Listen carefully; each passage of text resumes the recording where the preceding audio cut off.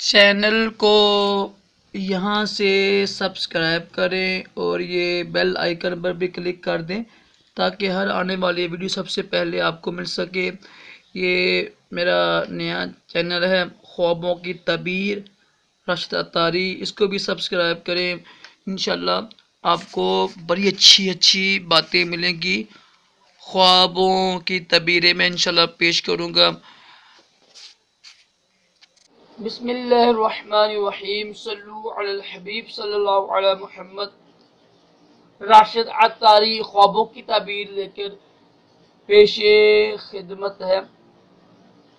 آج ہم حدیث کی روشنی میں ایک ایسی بات بتاؤں گا میں آپ کو کہ سب سے زیادہ اچھا اور درست خواب کس کا ہوتا ہے، کس کے خواب کی کس کا خواب سب سے اچھا ہوتا ہے۔ دیکھیں بزرگ دین فرماتے ہیں کہ یہ ہوتا ہے نا حلال رزق، یہ شرط اول ہے اچھے خواب کے لیے۔ اچھے خواب کے لیے شرط اول کیا ہے اور کس کا خواب سب سے زیادہ اچھا ہوتا ہے، درست ہوتا ہے؟ جو لوگ حرام کھاتے ہیں رزق، ان کو خواب بھی عجیب و غریب آئیں گے۔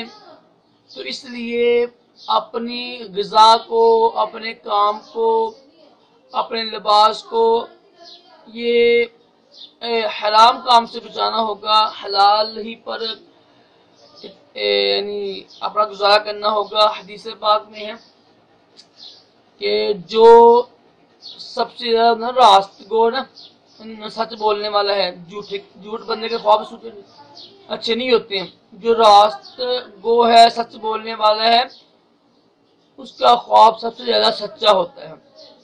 آج ہمارا موضوع تھا کہ کس کا خواب سب سے زیادہ سچا ہوتا ہے